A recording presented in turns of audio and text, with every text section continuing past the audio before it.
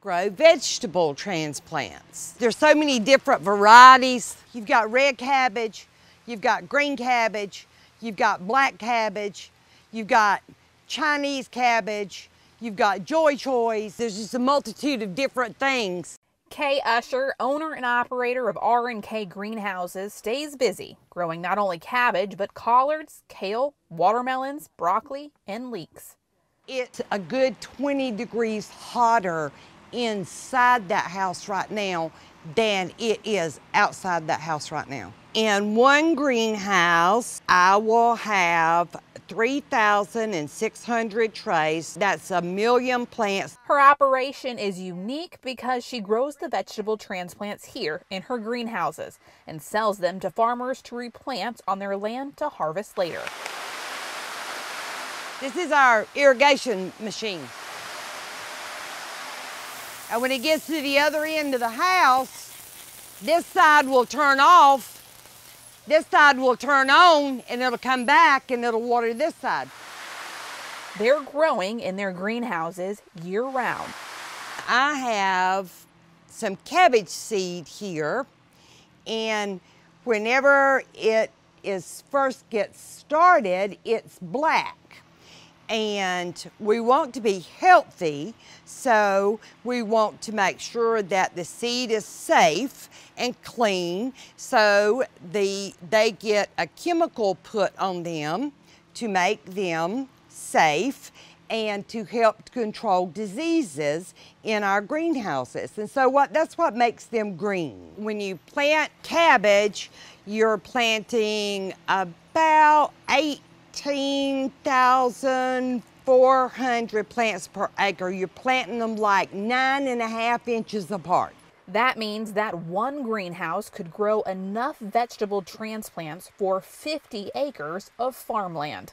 Farmers usually don't start harvesting cabbage until November, but Kaye's job starts much earlier than that. I start planting them in late July and early August, and then my customer picks the plant up from me in late August and early to middle September.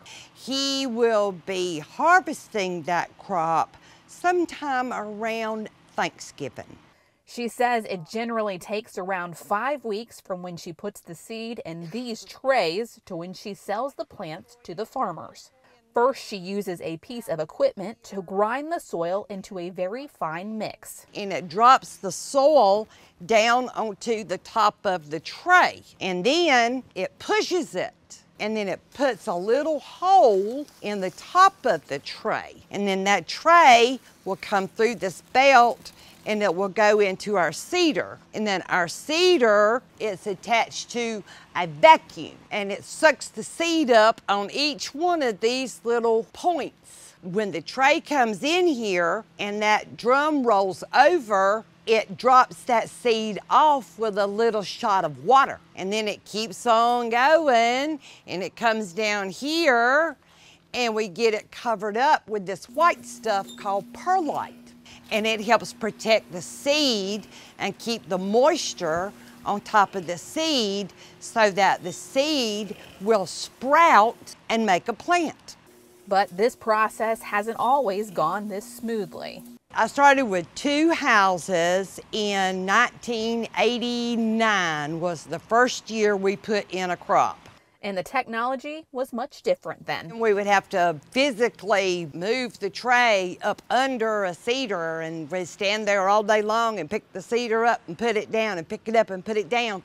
And we would do like all day long, like 800 trays. Now that we have all of this kind of equipment, we do 4,000 a day, and that's how it happens. She says a common misconception of growing plants in a greenhouse is that it's easy.